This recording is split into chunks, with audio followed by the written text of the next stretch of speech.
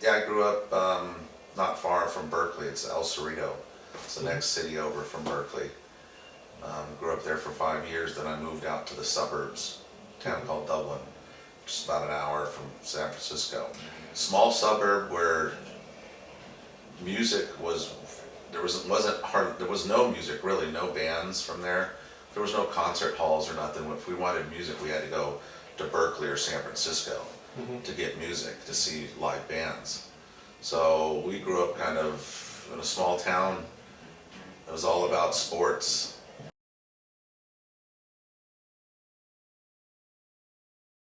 My little brother had a band, and I grew up from 7th grade playing guitar. I started as a guitar player.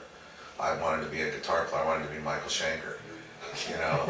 And so through 7th grade, right up to my senior year of high school, I think right after I got out of high school, my brother, they had a band, and I used to go watch them rehearse, and it was a lot of fun, you know, just watching them jam, have a good time. And one day they said, "Here, just you sing the lyrics today." And I said, "Okay." So I sang them, and then they said, "Okay, you're the singer now." So I kind of just was like, "Okay, you're the singer." But I wanted to play guitar, you know, so at that point I stopped playing guitar and tried to figure out, well, how do I become a singer? You know, what do I need to do? So I went to college, entered college, and took singing and guitar and music theory classes, and I was taking private lessons out in San Francisco once a week, trying to learn how to become a singer.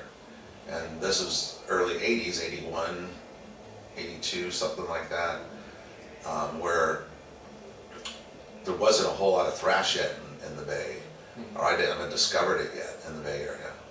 I was still more into bands like, you know, at the time Dokken and Rat and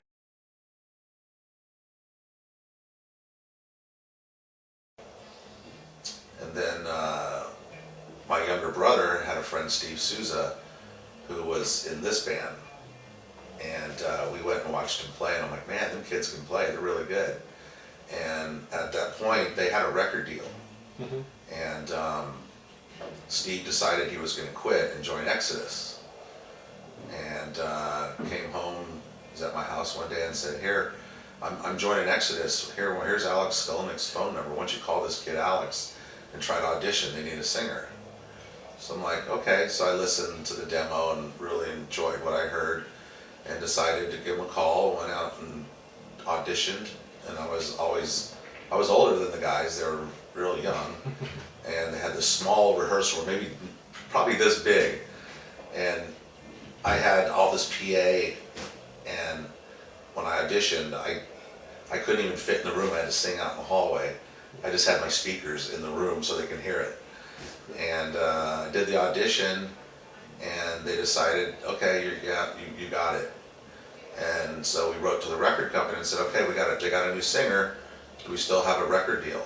And they said, well, send us a demo with the new singer and let's see. So I did the demo over with me singing and sent it to the record company. They said, yeah, we're still gonna do a deal.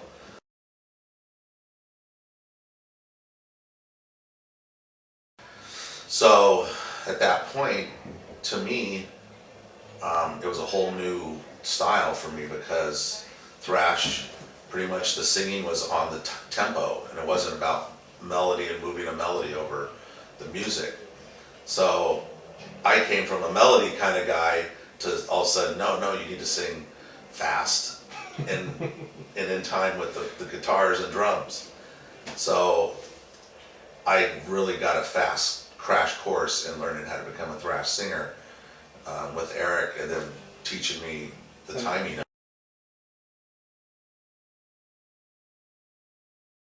You know, and it was great because in the Bay Area at that time, you know, we had Metallica was our heroes because what they stood for. You know, they didn't care about doing the videos, being on radio. It was just about the music, going playing live, you know, kicking butt. And everybody looked up to that, thought that was cool. You know, I want to be like Metallica too, you know. But the beautiful thing of the Bay Area is that we all had that and wanted to be that and be cool like that. But nobody tried to copy it exactly. Every band had their own identity. Testament, Death Angel, Exodus, Forbidden, Violence. Everybody had their own sound, even though it was thrash. So it was kind of strange the way the Bay Area grew, because it wasn't just everybody trying to be Metallica. Everybody had their own sound, but it was thrashing. So I thought that was pretty unique, that the Bay Area became such a known place for Bay Area thrash music.